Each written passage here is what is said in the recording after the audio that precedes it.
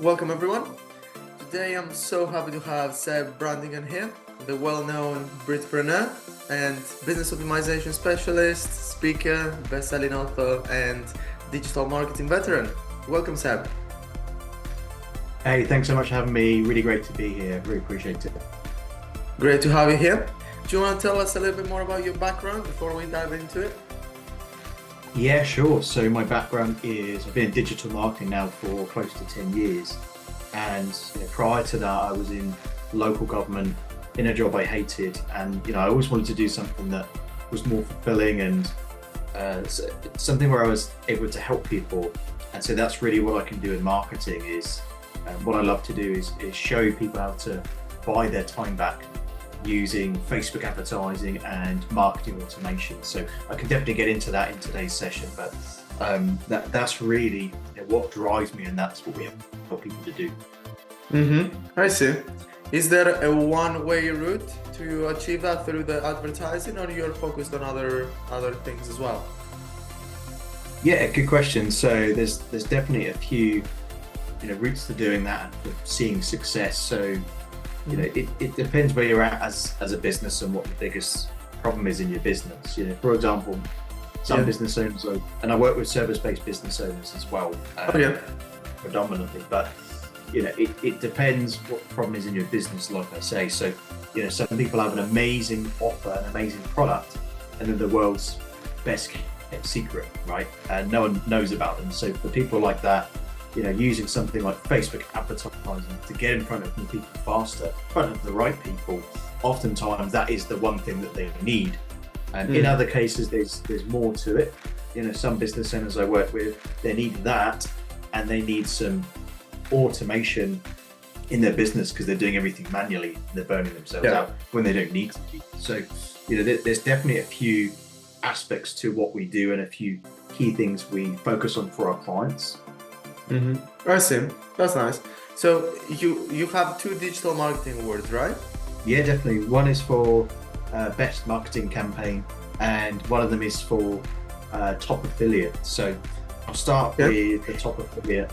So that was when I used to be in a company called My Lead System Pro, and that was a marketing system for people in network marketing and in the home-based business world, people that are in like Amway and Forever Living and those kind of companies. So that marketing system helped people in network marketing. So I was one of the top affiliates at the time. That was back in 2016. So, talk about 8 years ago. Like I say, I've been doing this for a while. And the most recent one was for, the best marketing campaign, which was relating to my book launch. So I launched a book back in 2020 on social media marketing. So it's nice to have won a few awards, definitely. It's nice to get recognition for what you do, and not everyone wins an award. So it's always, I always like to try and go for as many awards as I can, and it's a really good feeling. I see. That's nice. It's always nice to have an award, as you said. Not many people have it, so that's what makes it valuable, basically. So, did you have a plan when you first started that led you to where you are now? To be honest, no, not initially. I mean, initially when I got into marketing, I was, I didn't know what I wanted to do. So, I basically, I was 18, 19. Left school. I had a full-time job in local government, but I was just trying to figure out my next career path. So I was online trying to find different ways to make money and trying to figure out what career I wanted to do, and that kind of led me into network marketing and then eventually into running a marketing agency. So to be honest, I didn't really start with much of a plan. I really was figuring things out as I go along. And it was a lot of trial and error, because for the longest time I didn't have a mentor, at least initially. I didn't have a mentor. So, I was a little bit aimless in the beginning and not really knowing what I was doing. But I, eventually found my feet and got some experience, and eventually, found the right path for me. I see. From what I mentioned in the beginning, I know now you do marketing over a decade, correct? Yeah, so around 10 years now, which is quite a long time. All right, that's nice. You're also a polymath. You're a speaker. You are an author. So, would you say that marketing was the number one thing that brought you the most financial rewards? Yeah, I would say so, and definitely in terms of financial rewards, for me that comes as a byproduct of helping other people. And initially when I was trying to start my business and get clients, I was actually doing a lot of it, for free or not for a lot of financial rewards. And I think when you're getting started, sometimes you have to do that in the beginning, right? But then you soon learn that doesn't really, not only does it not get you to where you want to be, but you do find that people don't value it when it's free or low cost, or they don't value it as much. So, but you have to start somewhere, and of course I do. That was my approach.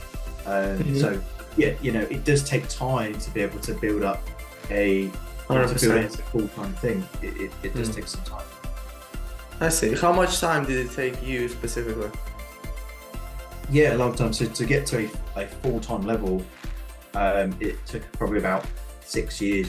That was to start my journey back in something like 2010, 2011. That's kind of when I was playing around with things, and then up to 2017, almost 7 years to the day. So I basically left my full-time job in May 2017 to go full-time in digital marketing. At the time I was freelancing, so I had a few freelance contracts, but that was when I left my job and left the kind of security of a traditional job.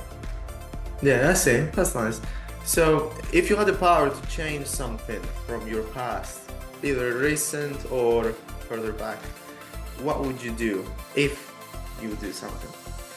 Yeah, great question. When I was trying to learn digital marketing and learn how to start a business, like I said, I didn't really know where to turn, and I didn't have a mentor. Eventually I did find some really good mentors and people who could help me, but in the beginning, I was investing a lot of money in things that maybe I didn't need to do. When I first started, I was, I remember being 22 years old and in around £23,000 of credit card debt and overdrafts and loans, from trying to understand marketing, understand business. I was just buying everything that I could, and maybe I didn't need to buy every single course or go to every single event.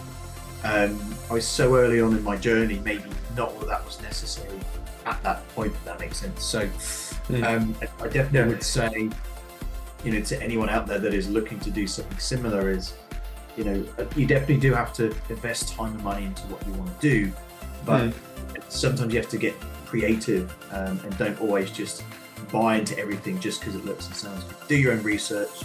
Sometimes you can find a lot of stuff on YouTube for free. Obviously, it's not always the case. Sometimes you do need mentoring and someone to mentor and coach you, but equally, you don't have to buy everything, go to every event in order to achieve success. I see. That's wise. And if you could give only one tip to your younger self, what would that tip be? My tip would definitely be, to take more chances on yourself, take more bets on yourself. So whether that's, talking to a potential client, or whether that's talking to, someone that you want to ask out on a date, like, it doesn't matter the context, like, take more chances on yourself, and get yourself in a position where you're able to take those chances.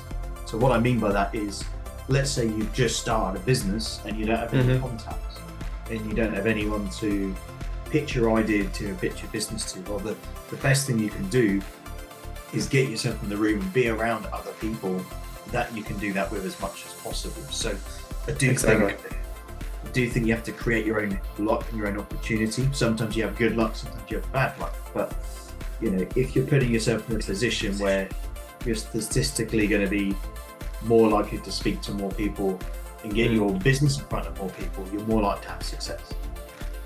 I see. That makes sense. And we have a bonus section that I'll say a word or a phrase, and you must describe it. You must reply with the first thought that comes to your mind. One word if possible. Make sense? Great, yeah. Let's go. Let's get into it. Constant planning. Constant planning, yeah, it's difficult. I find it difficult. Wild success. About success. Yeah, always tricky. Inspiration? Robert Kiyosaki. He's a great inspiration. That's nice. Consistency is key? Definitely true. Yeah, 100% agree with that. And digital marketing? Yeah, for me, it's definitely changed my life. I know there's a few words. Okay. Yeah. I see what you mean. You know, in inspiration, you mentioned Robert Kiyosaki. Obviously, I know who he is, but why you chose him? Good question. So, definitely for Robert Kiyosaki, he was one of the first authors of the first books I ever read. So, his book Rich Dad Poor Dad, which you've probably heard of, that's one of the first books I read about starting a business, and that for me got me started on this journey, about becoming an entrepreneur. So that was a really insightful, pivotal moment for me. So in wild success, you said tricky. Why do you think it's tricky? I think what's tricky about it is that there's so many things that go against you when it comes to creating success. There's a lot of things you have to get right to achieve success.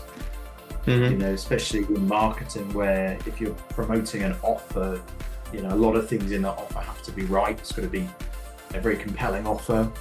It's got to be to the right people at the right time, and it's always tricky to get all of those things exactly right. So, and I think it's oftentimes I fail more than I succeed because of that. But I still get up every time and give things another go and try again, because the end of failure is success.